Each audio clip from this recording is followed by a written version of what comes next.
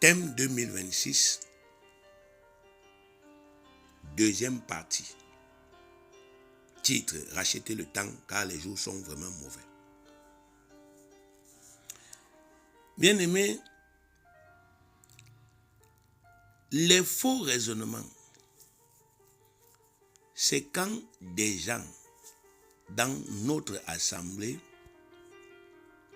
croient qu'ils ne peuvent pas comprendre les enseignements de la parole de Dieu comme les autres, qu'ils ne peuvent pas opérer les manifestations de l'esprit comme les autres, qu'ils ne peuvent pas produire les mêmes fruits que les autres et que par conséquent, on ne doit rien attendre d'eux, on ne doit rien leur exiger.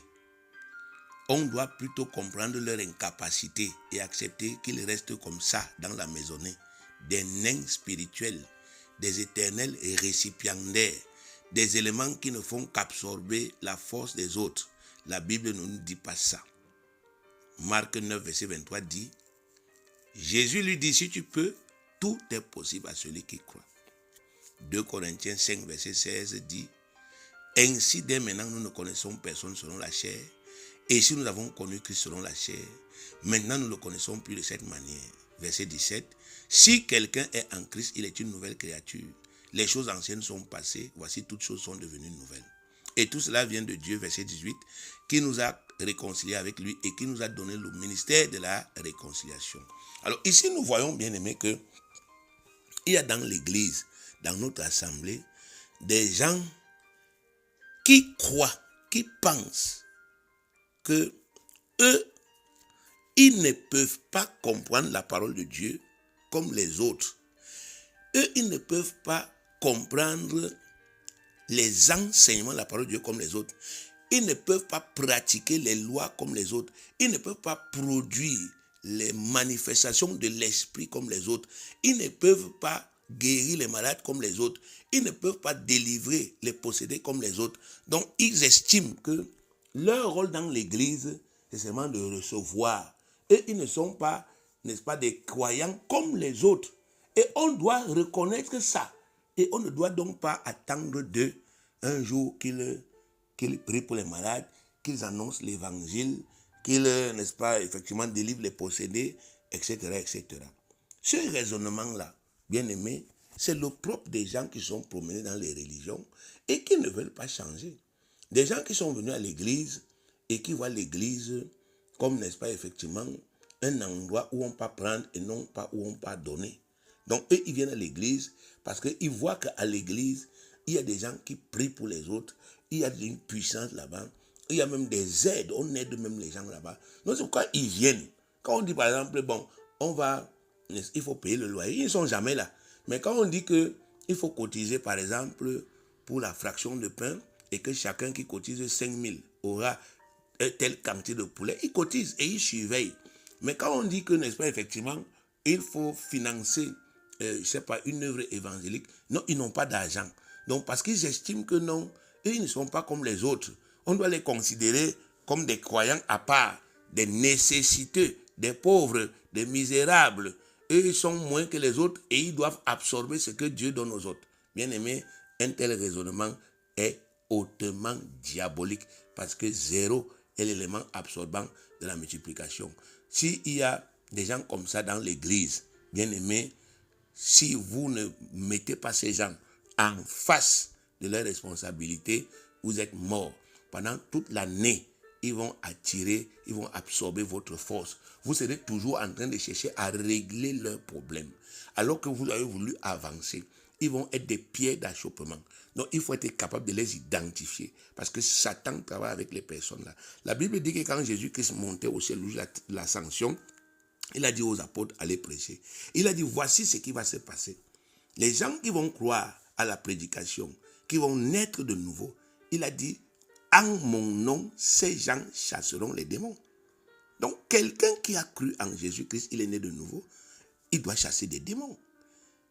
Il doit parler en de nouvelles langues. Il doit imposer les mains naturellement aux malades. Les malades guérissent. Donc, ça, c'est la norme. Mais vous allez voir qu'il y a des gens qui sont dans l'église depuis 5 ans. Ils ne l'ont jamais fait. Vous allez voir qu'il y a des gens qui sont dans leurs divers lieux de service. Ils n'ont jamais prêché à quelqu'un. Il n'y a aucun membre de leur lieu de service qui est dans notre église, ou bien qui est même né de nouveau. Parce que, bien aimés, ils sont, n'est-ce pas, effectivement, craintifs, ils ont peur, hein, et ils ne sont pas zélés.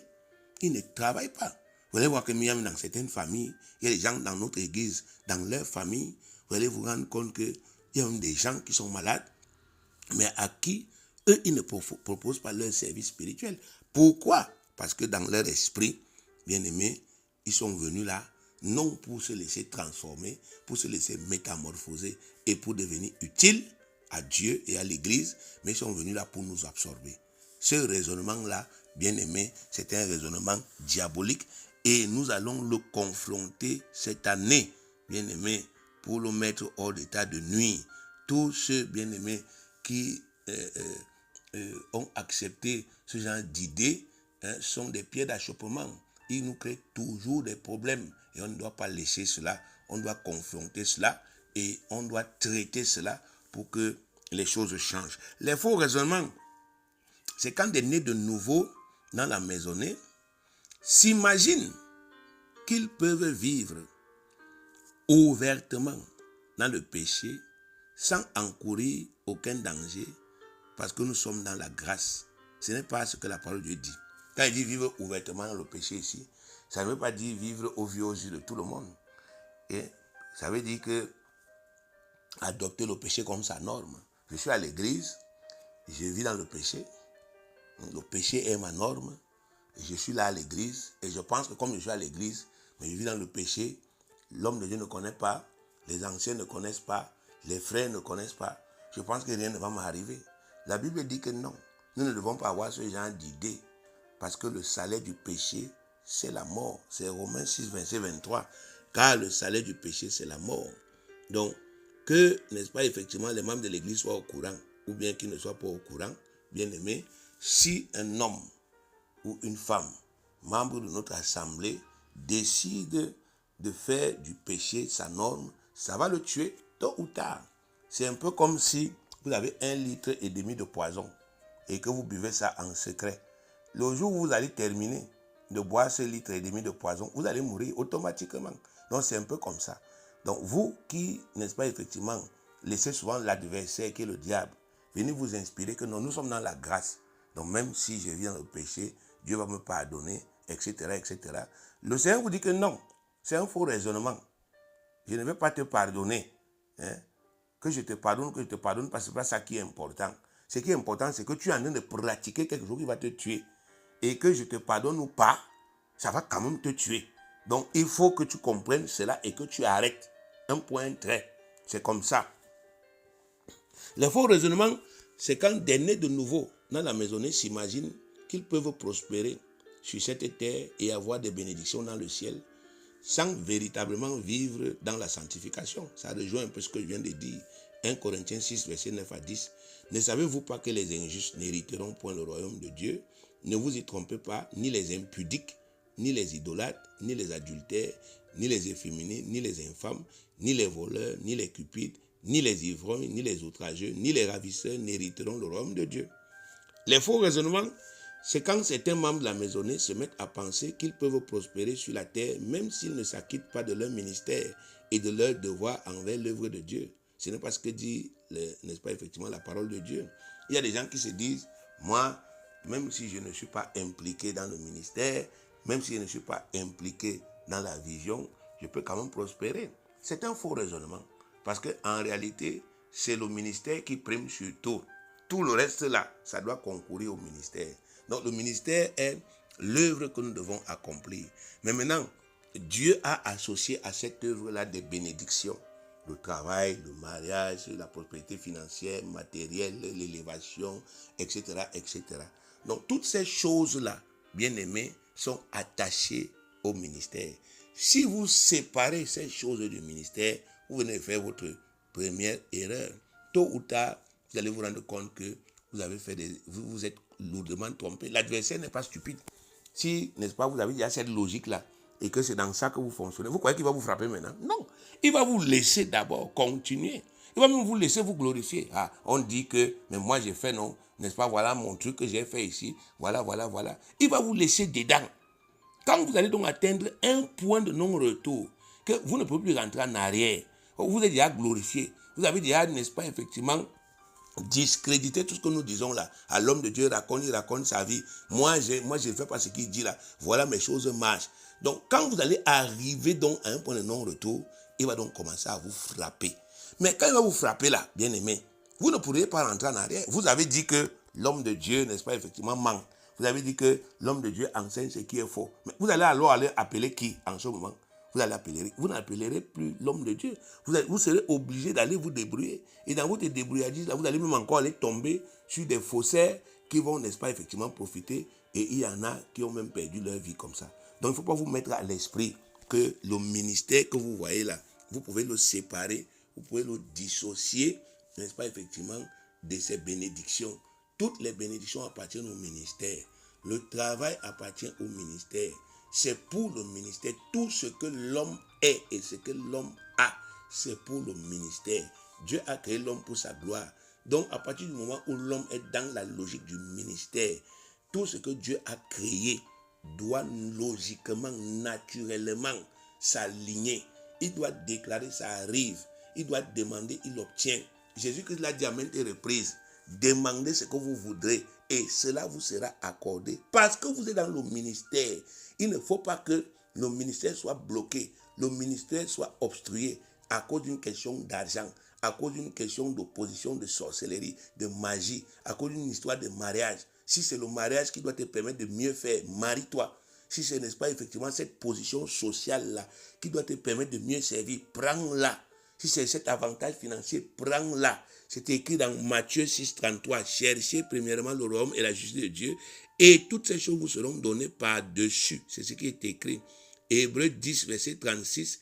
Car vous avez besoin de persévérance, afin qu'après avoir accompli la volonté de Dieu, vous obteniez ce qui vous est promis. Et enfin, 1 Corinthiens 9, 16. Si j'annonce l'évangile, ce n'est pas pour moi un sujet de gloire, car la nécessité m'en est imposée, et malheur à moi s'il n'annonce pas l'évangile. À travers ces divers versets bibliques, nous voyons que le ministère que Dieu nous a confié prime sur tout, même sur nos vies. Si c'est même nécessaire que Dieu prolonge la durée de nos vies sur la terre, il va prolonger. Parce que nos vies sont utiles au ministère. Si c'est nécessaire que Dieu nous ouvre des portes financières grandioses, Dieu va le faire parce que nos vies sont utiles au ministère. Nos vies sont liées au ministère, engagées au ministère. Donc vous voyez qu'il y a des faux raisonnements que l'adversaire donne. Il dit aux enfants de Dieu, non, la réussite sociale est dissociée du ministère. Ce n'est pas vrai. Ce n'est pas vrai. Nous avons des exemples patents où des enfants de Dieu se sont engagés au ministère et on a prié pour eux, des portes sont ouvertes. Ils ont eu accès au travail, ils ont eu accès à des avantages. Mais aujourd'hui, quand nous repartons voir ces personnes qui se sont mises en marge du ministère, on voit que, bien aimé, les problèmes que ces gens sont créés ont totalement absorbé la bénédiction. Et que ces gens-là, aujourd'hui, même s'il y en a parmi ces personnes, ces frères, ces sœurs qui gagnent des millions, on voit qu'ils ont des problèmes, bien aimés, qui absorbent leur bonheur, qui absorbent leur paix, des problèmes, n'est-ce pas, effectivement, qui font que dans plusieurs aspects de leur vie, l'adversaire règne jusqu'à présent. Donc, il ne faut jamais accepter l'idée, la pensée que le ministère de la réconciliation peut être dissocié de ses propres bénédictions. C'est un peu comme si vous disiez que effectivement tu peux entrer dans la Rose-Croix et prendre les objectifs de la Rose-Croix, tu mets ça de côté, mais tu utilises la Rose-Croix pour faire tes affaires. C'est faux. Quand tu entres dans la Rose-Croix, tu entres dans la franc-maçonnerie, ou bien même quand tu entres dans la sorcellerie, tu vas servir la sorcellerie. Tout ce qu'on va te donner, même si tu manges une partie, la plus grande partie sera pour la sorcellerie, pour, n'est-ce pas, la Rose-Croix, pour la franc-maçonnerie. Tu seras un instrument qu'on va utiliser pour atteindre les desseins et les objectifs de la franc-maçonnerie. Donc, et ça là, c'est la contrefaçon. Parce que tout ce que Satan fait, c'est la contrefaçon. Dieu a initié ces choses et il a initié ce qui est bien, bien aimé. Il a initié ce qui est bien. Le ministère prime surtout parce que c'est le ministère qui permet que les âmes soient sauvées. Il y a quoi qui est plus important que le ministère sur la terre? La culture du poisson, la chasse des éléphants, ou bien, n'est-ce pas, effectivement, le voyage pour aller, je ne sais pas quoi, en Australie. Qu'est-ce qui est plus important? Construire une maison, hein? C'est sauver des vies. Sauver des vies. Que des gens n'aillent pas en enfer. C'est ça qui est le plus important sur la terre. Le travail le plus important sur la terre, c'est le ministère de la réconciliation. Réconcilier les gens avec Dieu. Les gens qui sont séparés de Dieu à cause du péché, les ramener. Les gens qui sont sous le pouvoir, n'est-ce pas, effectivement, du péché, de la malédiction. Le pouvoir des démons, les gens qui sont possédés, ils vivent avec les démons dans leur corps. Ceux d'entre nous qui avaient été possédés dans leur corps doivent mieux comprendre ce que je dis.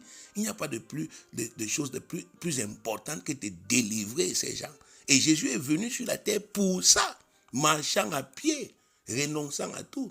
Et il nous montrait un modèle. Et aujourd'hui, nous sommes dans l'ère de la contrefaçon où l'adversaire vient dire aux gens non.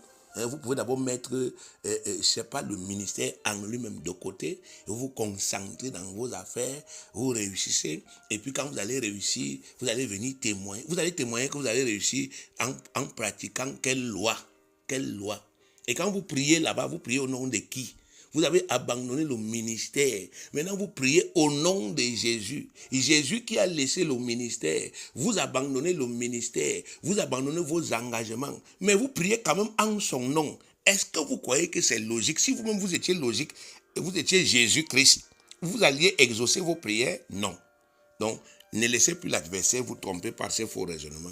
Toutes les bénédictions pour lesquelles nous prions à l'église sont liées au ministère. C'est Matthieu 6, 33. Cherchez en premier lieu le royaume et la justice de Dieu et toutes ces choses vous seront données. On n'a pas dit que vous allez les arracher, ça vous sera donné par-dessus. Les faux raisonnements, bien aimés, c'est aussi quand nos enfants qui sont encore à l'école croient qu'ils peuvent être les premiers sans travailler plus que leurs camarades de classe. La Bible ne le dit pas. Quand nous, les parents, on n'arrive pas, bien aimés, à bâtir une discipline de travail à nos enfants, on pense que non, puisqu'ils sont nés de nouveau, puisqu'ils sont, je ne sais pas quoi, ils sont consacrés à Dieu, puisqu'ils sont, n'est-ce pas, effectivement dédicacés, et ils font le culte des enfants, c'est bon, ça suffit. Bien aimé, c'est une utopie. La Bible dit que la loi, c'est la loi du travail. Regardez 2 Timothée 2,5. Et l'athlète n'est pas couronné s'il n'a combattu suivant les règles. Quelqu'un qui veut entrer à l'ENAM, c'est vrai, il a la grâce, il est héritier de Dieu côté de Christ. Mais il doit travailler plus que tous les autres candidats. Il doit commencer à travailler maintenant. Quelqu'un qui veut entrer à une grande école, il doit travailler. Quelqu'un qui veut aller dans un cadre supérieur dans notre pays, il doit travailler. Un enfant qui veut être grand dans ce pays, il doit travailler. Et les parents doivent construire cette idée et cette discipline dans la vie des enfants. Ils ne doivent pas être en train de les dorloter en leur donnant tout ce qu'ils veulent, les téléphones, les tablettes, je ne sais pas quoi, l'argent et tout et tout. Mais sur le plan de la discipline, non. Sur le plan, n'est-ce pas, effectivement, du travail, zéro, non. Proverbe 14, 23 dit « Tout travail procure l'abondance, mais les paroles en l'air ne mènent qu'à la disette. » Les faux raisonnements, c'est aussi quand ces mêmes enfants croient qu'ils peuvent se passer de l'obéissance à leurs parents que nous sommes et prospérer dans cette vie. La parole de Dieu ne le dit nulle part. Il ne faut pas qu'on laisse ce genre d'idées prospérer dans les têtes de nos enfants. Éphésiens 6, 1 à 3. Enfants, obéissez à vos parents selon le Seigneur, car cela est juste. Honore ton père et ta mère. C'est le premier commandement avec une promesse, afin que tu sois heureux et que tu vives longtemps sur la terre. Voilà ce que la parole de Dieu dit. Ne devons pas laisser nos enfants être tombés dans les pièges du malin. S'imaginer que quand nous, on veut les discipliner, on devient leurs ennemis. On leur apprend l'obéissance, on devient leurs ennemis. Un enfant bien-aimé ne peut pas vivre longtemps sur la terre. Il ne peut pas réussir et prospérer alors qu'il méprise ses parents. Nous devons, n'est-ce pas, effectivement, casser avec ça. On a des jeunes filles qui sont à l'église et qui se décident que non, je vais commencer à sortir avec les hommes. Alors que mes parents sont là. Je vis sous le toit de mes parents. Et quand les parents disent non, elle dit je quitte même, je m'en vais vivre ma vie comme je veux. Ça, c'est un esprit d'égarement. C'est un esprit de perdition qui cherche à tuer, n'est-ce pas, ces jeunes filles-là. Donc, il faut que nous prions pour ces enfants, c'est vrai, mais il faut que nous passions du temps à les sensibiliser. Quand on a des petits garçons, on a des jeunes enfants qui, au lieu de partir à l'école, s'en vont déjà jouer les cartes, jouer, n'est-ce pas, les jeux de hasard, à s'associer aux fumeurs de chanvre, s'associer aux enfants du monde qui sont dans des logiques de vol, etc. et de convoitise. On ne doit pas laisser cela. Ils sont en train de déshonorer leurs parents, de désobéir et de déshonorer le Seigneur. Nous ne devons pas laisser, on doit prier et on doit travailler dur pour qu'ils soient redressés.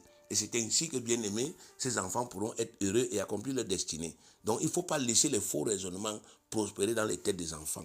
Les faux raisonnements, bien aimés, c'est quand certains membres de la maisonnée font des compromis avec Dieu et se mettent à conditionner leur soumission et leur obéissance aux lois qui régissent le foyer ou bien aux lois qui régissent l'appel que Dieu leur a adressé. Comprenez ce que je dis? Les compromis avec Dieu et les conditionnements.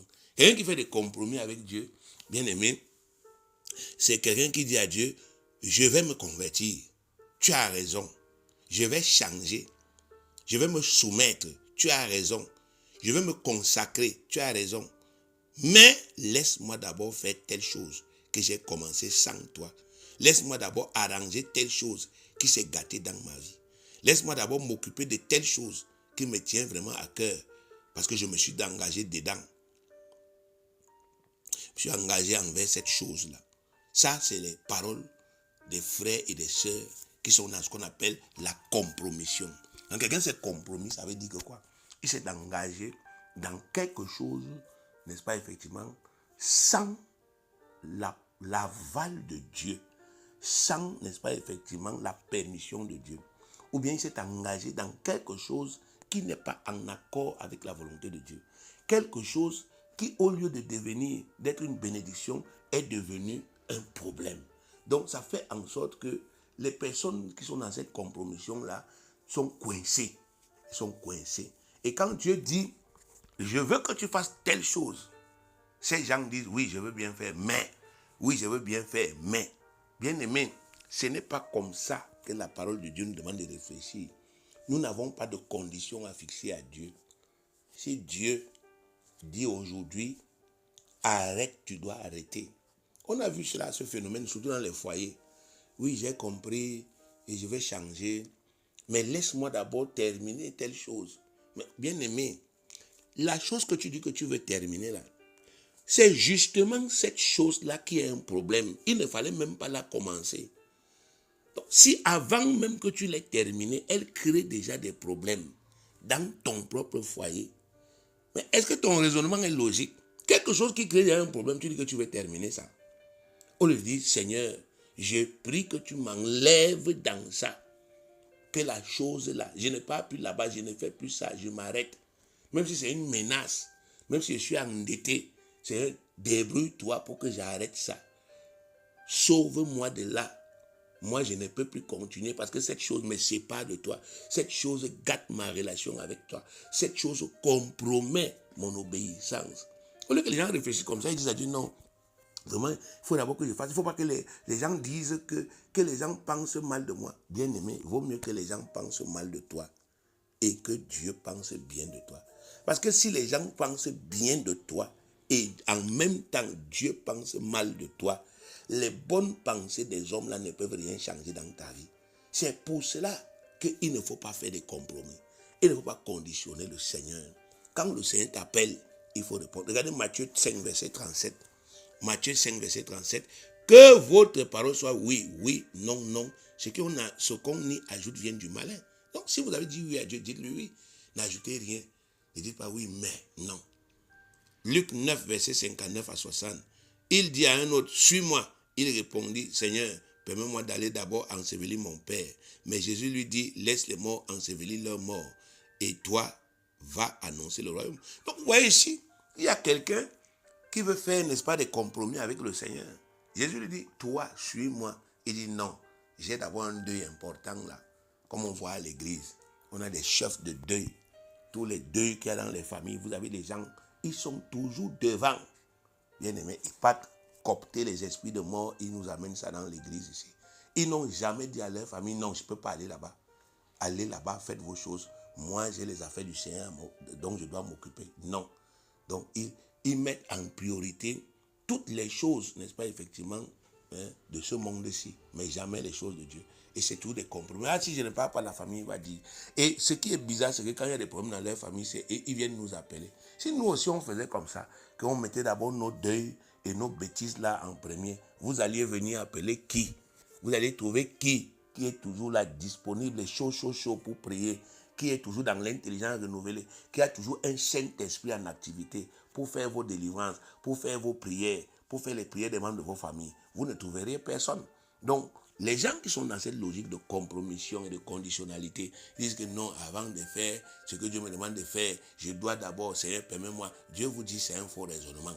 Tant que vous serez dans cette logique-là, bien aimé, vous allez perdre votre temps et vous allez encore vivre, n'est-ce pas, effectivement, les mêmes déceptions. Sauf si vous renoncez à ça aujourd'hui. Sauf si vous décidez à faire confiance. Il y a cette une crainte. Oui, c'est mais je me suis engagé. Mais la Bible dit que, bien aimé, Dieu est souverain. Dieu règne même sur nos ennemis. Proverbe 16, verset 7. Lorsque l'Éternel approuve les voies d'un homme, il dispose favorablement à son égard, même ses ennemis. Donc, si vous dites la vérité à Dieu, que vraiment, Père, je suis coincé, mais je dois t'obéir, alors dispose favorablement ces gens à qui je dois, et que ces gens ne me persécutent pas. Même comme c'est moi-même qui suis allé me jeter dans la gueule du loup, ils ne vont pas te persécuter. Et Dieu va créer des circonstances, Dieu va créer des situations qui vont te permettre d'être béni et de pouvoir rembourser si tu avais des dettes, si tu as pris des engagements que tu ne devrais pas prendre et qui, n'est-ce pas, effectivement, te liaient. Donc, il ne faut pas se laisser tromper par de faux raisonnements et penser que Dieu, qui est le créateur du ciel et de la terre, peut accepter des logiques bizarres, qu'il sait qu'il a mis un dépôt en vous, il a mis un ministère en vous, il a mis un charisme en vous, il a mis une puissance en vous, et les temps sont mauvais. Lui, il a besoin que vous mettiez votre don au service des saints, que vous mettiez votre charisme au service des hommes pour les sauver, mais vous lui dites que non, vous êtes occupé à faire telle chose. Cette chose-là va devenir un piège pour vous. Cette chose-là, n'est-ce pas, va vous entraîner dans la perdition, dans l'égarement, et va vous causer des problèmes, à moins que vous ne puissiez vous repentir. Il existe encore plusieurs exemples de faux raisonnements que nous pouvons citer. Comme, par exemple, le fait de croire qu'on peut subtilement tromper les autres dans l'assemblée et profiter d'eux pour prospérer. Ça, c'est encore un autre faux raisonnement. Vous ne pouvez pas tromper les gens dans la maisonnée et prospérer. Vous pouvez les tromper, mais vous ne pouvez pas prospérer en les trompant. Donc, tôt ou tard, le fruit de votre tromperie, là, ça va se retourner contre vous. Donc, un autre faux raisonnement, c'est de penser que on peut détester les enfants des autres en secret. On peut les maltraiter au profit de ses propres enfants et être approuvé par Dieu. Donc, il y a parfois, nous remarquons cela, lorsque nous demandons à certaines personnes de faire le service, n'est-ce pas, effectivement, pendant les fractions de pain, on voit que on demande de servir les enfants. On voit comment quelqu'un sert les enfants des autres et comment il sert ses enfants. Ce n'est pas la même chose. On voit comment, quand quelqu'un traite les enfants des autres et comment il traite ses enfants, ce n'est pas la même chose. Donc, si les gens pensent qu'ils peuvent venir à l'église avec leurs enfants et venir créer une espèce de cartel, une espèce de petit groupe secret, c'est eux et leurs enfants et les autres enfants sont rien et les maltraités pensent qu'ils seront approuvés par Dieu. Dieu vous dit, vous vous trompez par des faux raisonnements. Vos enfants, là, vous êtes en train de mal les éduquer. Et demain, c'est ceux que vous maltraitez, là, c'est eux qui seront devant vos enfants. Donc, on peut encore citer le fait de mal s'occuper des choses d'autrui, dont on nous confie la charge et être béni. Les gens qui pensent qu'ils peuvent mal s'occuper des choses d'autrui et être bénis, ils se trompent lourdement. Vous ne pouvez pas mal vous occuper de la maison de Dieu. On vous dit, restez dans la maison de Dieu, par exemple. Je n'ai pas dit ce qui se passe, je prends un exemple. Il dit, vous ne pouvez pas être dans la maison de Dieu. Et on vous dit, restez là. Et vous ne vous occupez pas bien des choses de cette maison. Et vous aurez votre propre maison. Ce n'est pas possible. Vous ne pouvez pas avoir des biens. On vous confie des biens dans une maison. Un peu comme à l'église actuellement, là, il y a des vêtements d'autrui qui sont là. Et on voit que les enfants peuvent aller entrer là-bas, ils jouent, ainsi de suite et tout. Et ça n'intéresse pas les gens. Donc les gens ne se disent pas, non, mais ce n'est pas logique. Ce n'est pas normal. Parce que c'est moi qui vis ici, c'est moi qui habite ici. Non, on ne doit pas. Vous ne pouvez pas avoir ce genre d'idée et être béni. Si vous ne pouvez pas prendre soin des choses d'autrui, Dieu dit que qui vous donnera votre part. Donc, il faut changer, bien aimé, ce genre de raisonnement. Un autre faux raisonnement, c'est de penser qu'on peut détester secrètement certaines personnes dans la maisonnée et plaire quand même à Dieu. Donc, la Bible dit que nous devons, n'est-ce pas, nous aimer les uns les autres comme Christ nous a aimés. Mais il y a des gens qui pensent qu'ils peuvent être dans notre assemblée et détester certaines personnes et ils seront quand même approuvés. Vous avez quelqu'un, il a dans son cœur de la haine. Je ne parle pas d'autre chose. Quelqu'un est dans son cœur. Il déteste un frère, il déteste une soeur. Il n'est pas capable d'aller dire à ce frère, je te déteste pour telle raison et le problème finit. Non, il pense qu'il peut rester là et détester quelqu'un en secret dans la maison de Dieu, dans le lieu de culte, dans l'assemblée des saints et être approuvé. Donc on va prier pour lui, ça va marcher. Ou bien il va prier dans la maison de Dieu, ça va donner. Non, ça ne peut pas. Il y a d'autres qui ont déjà des idées arrêtées. Ils pensent que tel est sorcier, telle est sorcière. Ils ont ça en eux. Et bien aimé, ils n'ont pas de preuves. Bien aimé, ils n'ont aucune preuve. Mais ils ont déjà pris leur résolution dans leur cœur. Ils n'ont pas une vraie communion avec les gens qui soupçonnent d'être des sorciers et des sorcières. Mais est-ce que vous croyez qu'une telle façon de réfléchir, Dieu qui est au ciel peut approuver cela? Que vous êtes dans la même maisonnée et vous considérez que le frère tel est un sorcier, la sœur telle est une sorcière, sous le prétexte que vous avez fait, je ne sais pas, vous avez telle mauvaise expérience que vous avez fait avec ces personnes. Et vous concluez cela, et vous pensez cela, et vous parlez cela, sans avoir des preuves tangibles. Et vous croyez que Dieu peut vous approuver dans la maison de Dieu? Ce n'est pas possible. Qu'on voit, vous n'êtes plus en communion. Si la personne là est là, vous n'êtes pas là. Et vous êtes dans l'église. Vous êtes en train de permettre à un esprit de haine, de méchanceté, de division, de travailler dans l'église. Et Dieu ne peut pas vous approuver. Bien aimé, la parole de Dieu ne dit aucune de ces choses. C'est pourquoi ceux qui demeurent dans de tels raisonnements ne font que se tromper eux-mêmes et retarder leur bénédiction. S'ils ne prennent pas conscience et ne changent pas, ils ne vivront jamais le bonheur que le Père Tout-Puissant a prévu pour eux en Jésus-Christ pendant cette nouvelle année. Matthieu 18, 3 dit quoi? Je vous le dis en vérité, si vous ne vous convertissez et si vous ne devenez comme les petits enfants, vous n'entrerez pas dans le royaume des cieux. Donc aujourd'hui, ce n'est pas de cette manière que nous devons comprendre. Notre vocation, ce n'est pas le royaume des cieux. Nous sommes les fils de Dieu. Mais on peut, n'est-ce pas, contextualiser ce verset avec notre situation en disant que si vous ne vous convertissez et si vous ne devenez comme les petits enfants, vous n'entrerez pas en possession des biens de votre royaume, même sur la terre. Ézéchiel 18, 32. Car je ne désire pas la mort de celui qui meurt, dit le Seigneur, l'Éternel. Convertissez-vous donc et vivez. Acte 3, 19. Repentez-vous donc et convertissez-vous pour que vos péchés soient effacés, afin que des temps de rafraîchissement viennent de la part du Seigneur. Donc Dieu veut rafraîchir effectivement nos vies. Mais comme je l'ai dit lors du culte de la traversée, il a besoin d'une réelle conversion de cœur.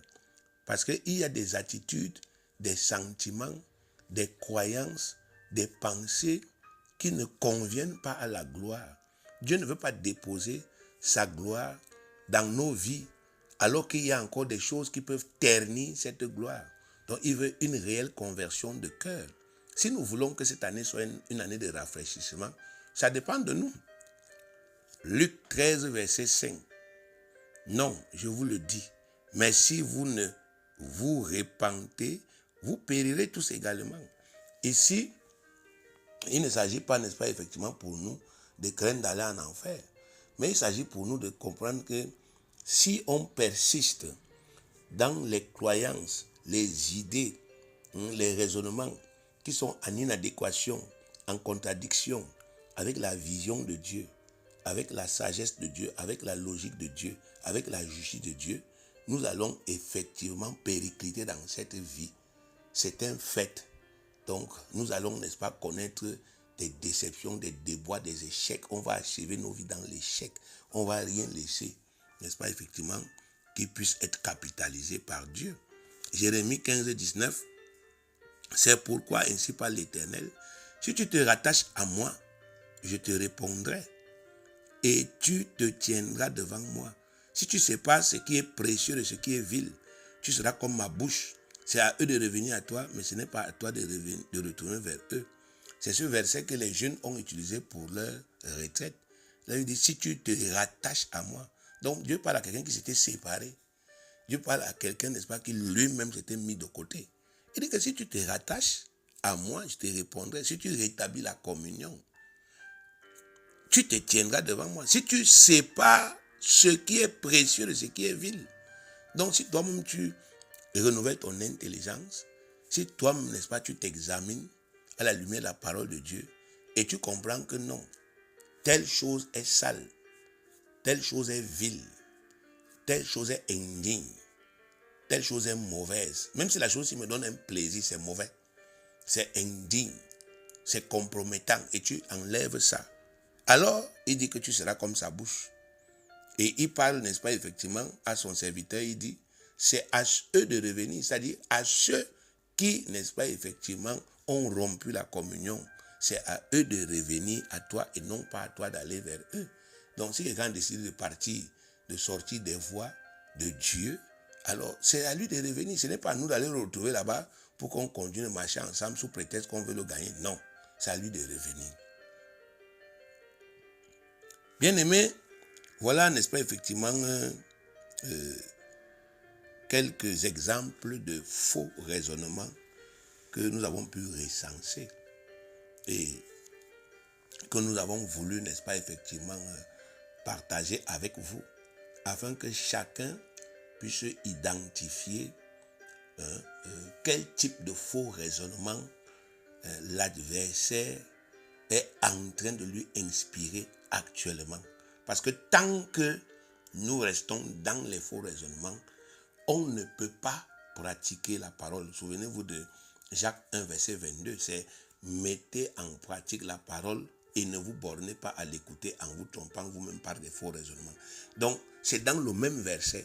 Tant que nous sommes dans les faux raisonnements, on ne peut pas pratiquer la parole, on ne peut pas pratiquer la justice. Et tant qu'on ne pratique pas la parole, on n'est pas en train de capitaliser le temps. On est en train de dissiper notre temps, de perdre notre temps, et les choses ne peuvent pas réellement changer. Donc c'est pour cela qu'il faut que chacun, à travers cet enseignement, essaye de voir, n'est-ce pas, quel type de raisonnement l'adversaire est en train de lui inspirer aujourd'hui. Quel type de faux raisonnement, de fausses idées. Que chacun essaye de faire profil bas et de se dire, oui, à travers cet enseignement, moi, voilà particulièrement là où l'adversaire est en train de travailler avec moi. Il m'inspire tel faux raisonnement.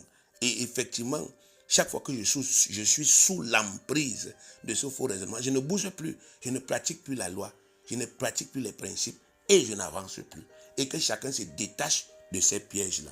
Alors, notre résolution en tant que dirigeant de l'Assemblée pour cette nouvelle année est donc très simple. Cessez immédiatement de continuer à nous tromper nous-mêmes par tous ces faux raisonnements et racheter réellement le temps en nous remettant aussitôt de façon diligente, c'est-à-dire pressante, prompte, à la pratique rigoureuse des lois spirituelles puissantes et efficaces que le Seigneur a instituées pour notre bénédiction, sans laisser qui que ce soit ou quoi que ce soit nous en empêcher. Donc, c'est la résolution de cette année. Arrêtez de nous tromper par des faux raisonnements. Ah, peut-être que c'est parce qu'il y a les sorciers, peut-être c'est parce que les magiciens sont montés, sont descendus, peut-être c'est parce que les choses sont devenues trop dures, peut-être c'est parce que nous ne sommes pas nombreux, peut-être non. Nous avons décidé d'arrêter avec ces fausses croyances, ces fausses idées, et de faire comme Josué, que ce livre de la loi ne s'éloigne point de ta bouche. Médite-le jour et nuit pour agir fidèlement selon tout ce qui est écrit. Car c'est alors que tu auras du succès dans tes entreprises, c'est alors que tu réussiras. Cette année, c'est ce que nous allons faire à partir de ce mois de janvier. Pour chaque situation, rentrer dans la parole. Qu'est-ce que Dieu nous enseigne? Et pratiquer ce que Dieu nous enseigne dans chaque domaine pour avancer. Même si on doit commencer infiniment petit, c'est comme ça que nous allons faire. Jacques 1, verset 25, Jacques chapitre 1, verset 25, voilà ce qui est écrit. Mais celui qui aura plongé les regards dans la loi parfaite, la loi de la liberté, et qui aura persévéré, n'étant pas un auditeur oublieux, mais se mettant à l'œuvre, celui-là sera heureux dans son activité. Je reprends Jacques chapitre 1, verset 25.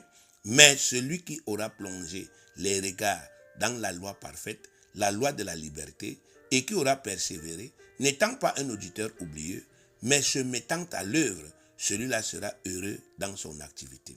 Alors donc, sur le plan de l'argent, nous allons remettre sur pied le groupe des partenaires financiers qui croient en cette vision, qui croient en notre ministère et qui vont accepter de se soumettre docilement aux directives de l'homme de Dieu, de pratiquer les lois sur l'argent et d'investir une partie de leur argent chaque mois dans les projets évangéliques du ministère.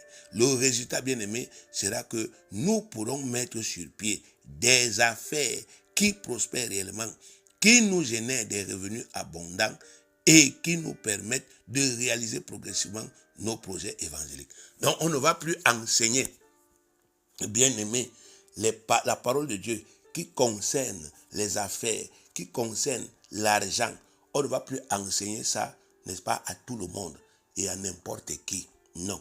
Nous allons, n'est-ce pas, effectivement, nous consacrer et nous concentrer sur des fils et des filles de Dieu, bien-aimés, qui sont dociles, qui acceptent, n'est-ce pas, effectivement, de se soumettre. Ils disent que, homme de Dieu, nous croyons que nous pouvons faire ce travail avec bon cœur. Parce qu'on a déjà pratiqué Éphésiens 5, verset 1 à 2.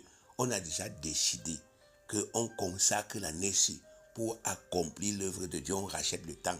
Nous allons suivre les enseignements. Enseigne-nous comment on fait les affaires. Enseigne-nous comment on fait les choses de l'argent. Enseigne-nous les secrets là. Ou bien réenseigne-nous cela. On va pratiquer. Donc, c'est avec eux qu'on va travailler. Même s'ils sont 2 ou 3, c'est avec eux que nous allons travailler cette année pour éviter de perdre notre temps.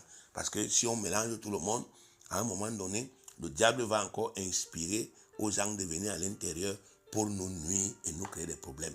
Donc, les gens qui connaissent déjà beaucoup, ils sont déjà remplis et imbus d'eux-mêmes. On va les laisser persister, persévérer par eux-mêmes. Mais ceux qui estiment que non, je ne connais pas, réenseignez-moi et remettez-moi sur la voie que je puisse, n'est-ce pas, recommencer à pratiquer et je prospère. C'est avec eux qu'on va travailler et on aura des résultats parce que Josué 1,8 dit que tu auras du succès.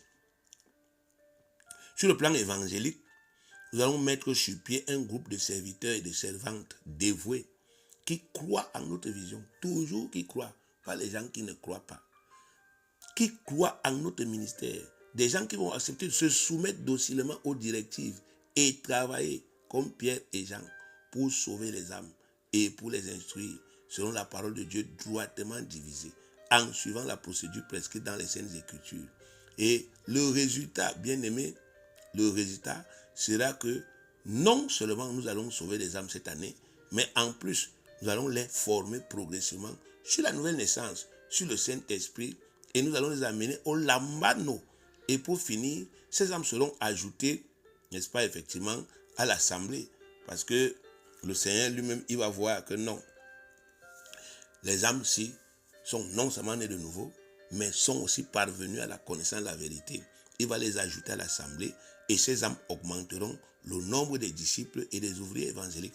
Et nous allons voir qu'on est parti du mois de janvier avec tel nombre de personnes dans l'église de Bertois, tel nombre de personnes dans l'église de Yaoundé, tel nombre de personnes dans l'église de Bolova. Mais au mois de mai, on va déjà voir que le nombre a doublé ici, le nombre a triplé ici, etc. Parce qu'on va simplement appliquer les principes et les procédures sans, n'est-ce pas, nous inquiéter de l'ampleur de l'erreur et des fausses doctrines et des fausses croyances. Il y a les fausses doctrines, mais il y a toujours les gens disponibles pour la parole de Dieu droitement divisée. Ce n'est pas seulement nous. Dieu a dit qu'il y a 7000 hommes qui n'ont jamais fléchi le genou devant Baal. On va chercher les 7000 hommes-là les gens là vont rentrer dans notre assemblée. Mais on va définir une stratégie de travail qui est, n'est-ce pas, en accord avec les principes que Dieu nous a dit. Et pour cela, on va travailler avec les gens qui ont déjà décidé de se donner. Et on aura les résultats. Sur le plan fonctionnel, nous allons responsabiliser les gens fidèles.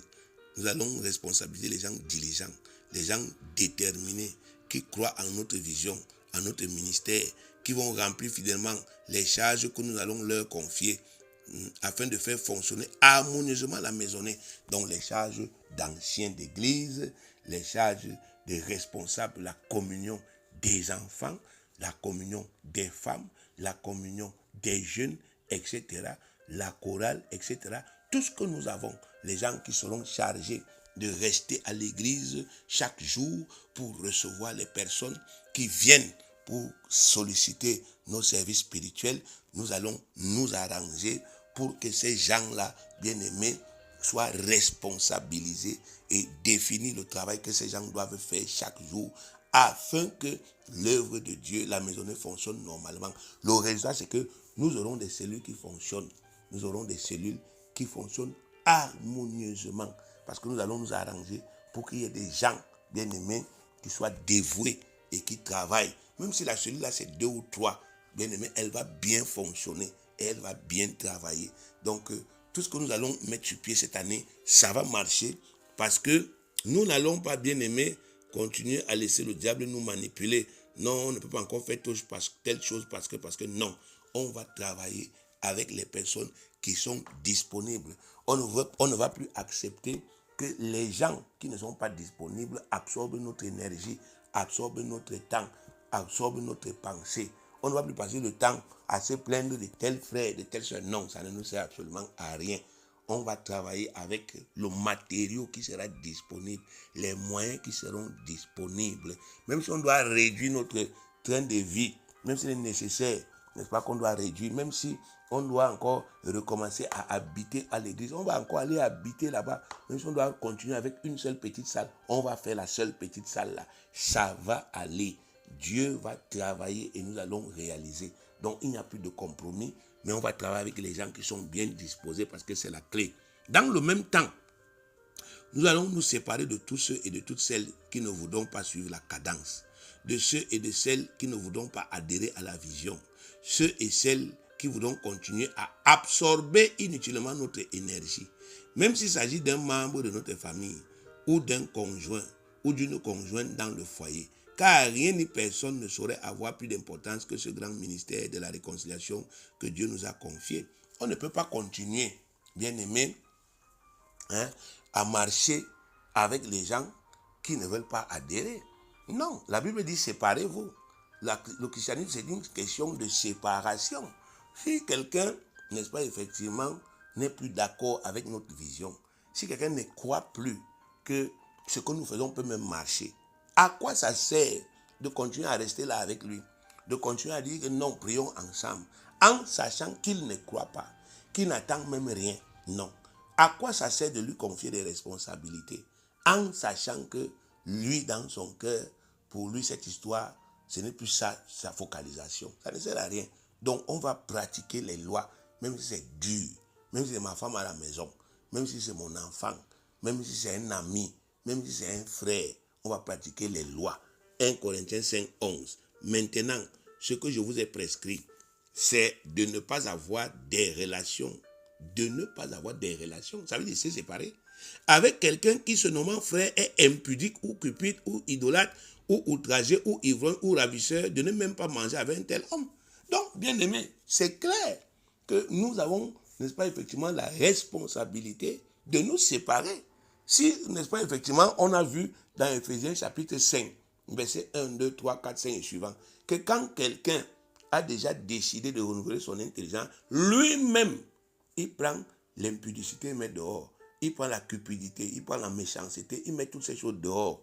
Et il ne marche plus comme un insensé. Alors, et si on a enseigné dessus, et que maintenant on est dans l'église, on voit tel frère, que lui, après être enseigné, il continue. Mais vous voulez qu'on continue de le garder? C'est quelle qualité de charité ça? Ce n'est pas la charité. Ça, c'est de la folie. On continue de garder quelqu'un qui est une pierre d'achoppement, quelqu'un qui va permettre à l'ennemi, à notre adversaire, le diable, de continuer à opérer à travers lui dans notre assemblée et de détruire les efforts que nous faisons. Non, on ne peut pas. 2 Corinthiens 6, versets 14 à 17. Ne vous mettez pas avec les infidèles sur un joug étranger. Car quel rapport y a-t-il entre la justice et l'iniquité? Ou qu'y a-t-il de commun entre la lumière et les ténèbres? Quel accord y a-t-il entre Christ et Bélial? Ou quelle part a le fidèle avec l'infidèle? Quel rapport y a-t-il entre le temple de Dieu et les idoles? Car nous sommes le temple de Dieu vivant. Comme Dieu l'a dit, j'habiterai et je marcherai au milieu d'eux. Je serai leur Dieu et ils seront mon peuple. C'est pourquoi sortez du milieu d'eux et séparez-vous, dit le Seigneur. Ne touchez pas à ce qui est impur et je vous accueillerai. Clair, simple, net, limpide. Nous n'avons pas, n'est-ce pas, effectivement, à nous associer à des gens qui sont infidèles. 2 Timothée 2, 22. Fuis les passions de la jeunesse et recherche la justice, la foi, la charité, la paix avec ceux qui invoquent le Seigneur d'un cœur pur. Donc, un homme de Dieu doit discerner les gens qui ont le cœur pur. Les gens, n'est-ce pas, effectivement, qui ont déjà accepté la parole dans leur cœur. C'est eux qui ont le cœur pur et c'est eux, n'est-ce pas, effectivement, qui peuvent travailler, qui peuvent s'impliquer et avec eux que le Seigneur peut se projeter. Vous savez, le Seigneur ne se projette pas avec tout le monde. Le Seigneur se projette dans le futur avec les hommes pieux, avec les hommes fidèles, avec les hommes salés et engagés, non, et avec leur famille. Si Dieu voit que vous êtes déjà un impie, vous êtes un infidèle, qu'est-ce que vous voulez qu'il vienne chercher dans votre maison? Pourquoi vous voulez qu'il vienne investir dans vos enfants? Vous êtes né de nouveau, ça va. Vous serez sauvés, mais comme au travers du feu. Mais Dieu ne peut pas investir sur vous. Jésus n'a pas investi sur Judas, jamais. Il a investi sur Pierre, Jean et Jacques. Et son investissement a marché parce qu'ils étaient des hommes pieux, ils étaient des hommes fidèles, des hommes engagés. Donc c'est la même chose avec nous aujourd'hui. Dieu ne va pas investir sur une assemblée où les gens sont devenus, n'est-ce pas, des impies. Il ne va pas investir sur un foyer où, n'est-ce pas, effectivement, les gens sont des impies. Il va investir là où il y a la crainte de Dieu. Il va investir là où il y a la foi. Et il va investir là où les gens sont focalisés. Il va investir là où il y a une dynamique. Il va investir là où les gens travaillent déjà pour lui et là où les gens ont, n'est-ce pas, à l'esprit d'accomplir le ministère de la réconciliation. Il va investir sur eux. Ça, c'est obligé. C'est même une dette, une dette pour une obligation. Il ne peut pas faire autrement. Donc, c'est à nous, n'est-ce pas, effectivement, comme le dit 2 Timothée chapitre 2, c'est à nous, bien-aimés, de nous préserver nous-mêmes pour que Dieu nous considère comme des vases d'honneur. Et nous avons enseigné ça l'année passée aux jeunes, que Dieu ne fait pas de comment on appelle cela, d'acception de personne, il ne fait pas de combine. Le jeune qui va devenir grand, c'est celui qui va le montrer maintenant en se préservant des souilles de ce monde. Mais le jeune qui va entrer, qui va vivre dans ça de façon subtile et cachée, et nous trompe nous tous, mais ça va s'exposer, ça se saura. Le jeune qui sera zélé pour les choses de son Père sur la terre comme Jésus, mais Dieu va investir sur lui. Et le jeune, n'est-ce pas, qui sera zélé pour sa vie, pour ses choses, etc., Dieu aussi le démontrera. Donc voilà comment nous allons fonctionner cette année. Et notre prière, bien-aimée, c'est que Dieu accorde à chacun de nous, bien-aimés, non seulement la sagesse pour comprendre tout cela, mais aussi la force et le discernement nécessaire pour, n'est-ce pas, effectivement, initier dans sa propre vie les changements qu'il faut, afin que nous puissions y aller tous ensemble et remporter ces victoires. Que Dieu vous bénisse au nom de Jésus-Christ.